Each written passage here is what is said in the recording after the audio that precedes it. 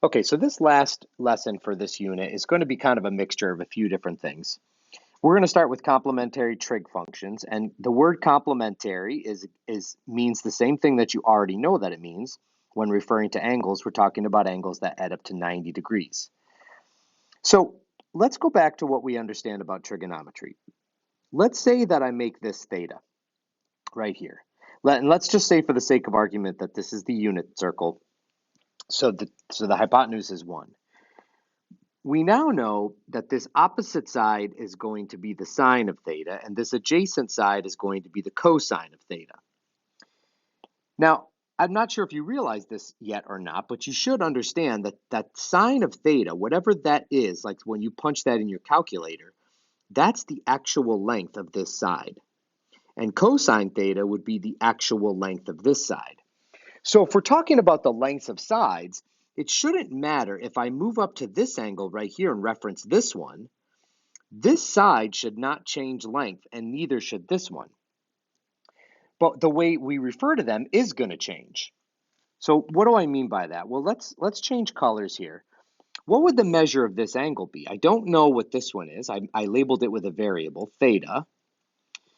And I know that this is a right angle. So that means that this angle right up here is going to be 90 minus whatever theta is going to be. And if I'm up in this angle right here, then I would reference sine.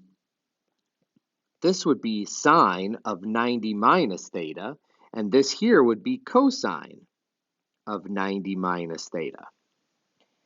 And so what we see here is that if I have the sine of theta, that's exactly the same thing as the cosine of 90 minus theta because this is a length. It doesn't change.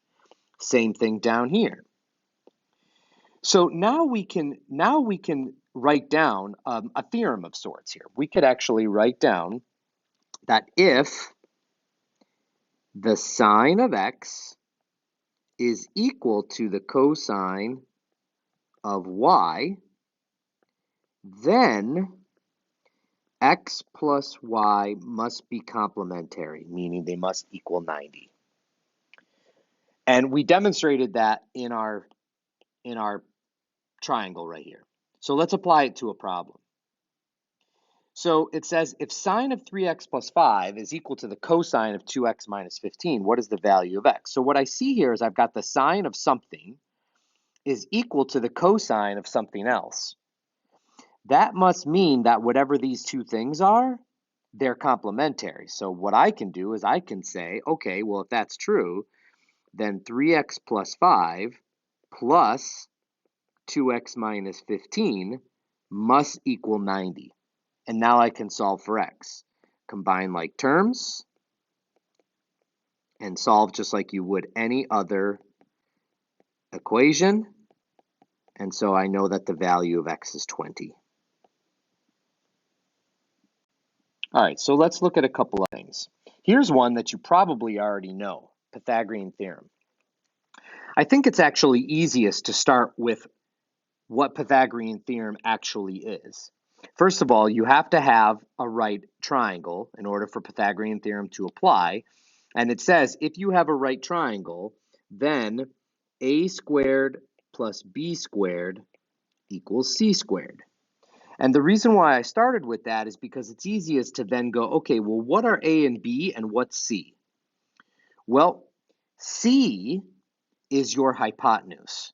So whenever you have a right triangle, you're always going to label your hypotenuse as C.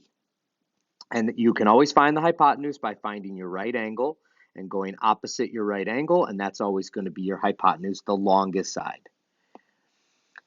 A and B are completely interchangeable. I can put A here and B here, or I can reverse them. I can move A down here and move B up here. It doesn't matter because I'm adding them, and addition is commutative.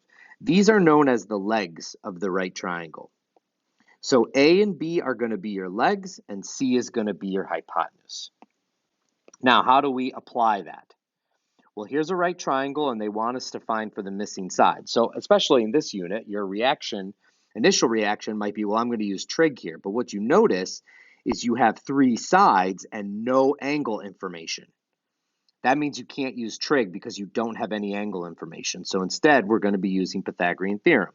So I'm going to start by labeling. I label my hypotenuse first, and then I assign A and B. And then we just work off that. So my Pythagorean theorem is a squared plus b squared equals c squared. Plug in what you know. 15 squared plus x squared equals 21 squared. 15 squared is 225. I don't know 21 squared off the top of my head, so I utilize my calculator for that. That equals 441. Whoops, I wrote that wrong.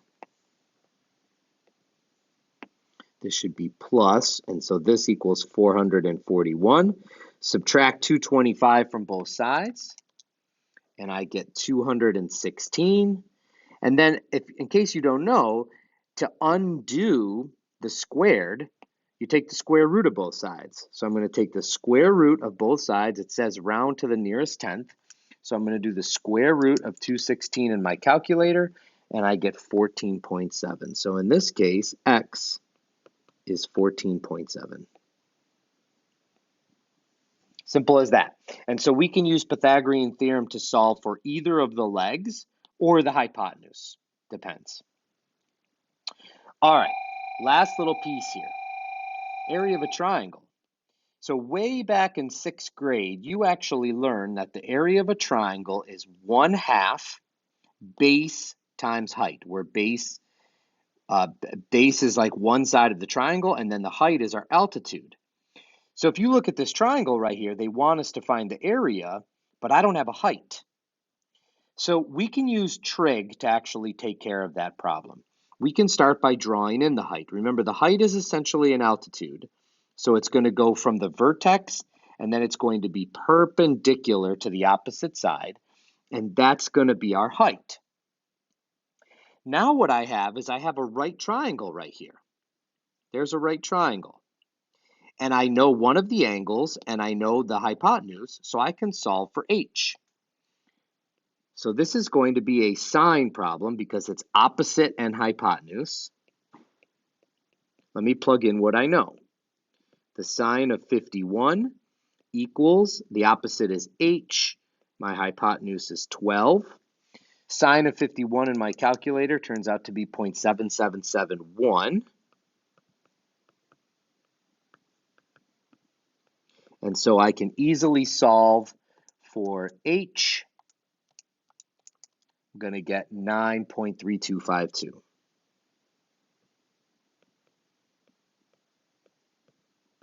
That's going to be my h. Now I can solve for the area of the triangle. Area is 1/2 base times height. So that means I'm going to have 1/2. My base is 23. My height is now 9.3252. And so I can put that in my calculator. Let's round to the nearest tenth. I'm going to get 107.2. There's my area. So trig can actually help us find the areas of triangles when we don't even have enough information given in the original diagram. So now you know how to deal with complementary trig functions, you know how to deal with the Pythagorean theorem, and you know how to find the area of a triangle using trig. Go ahead and practice this skill.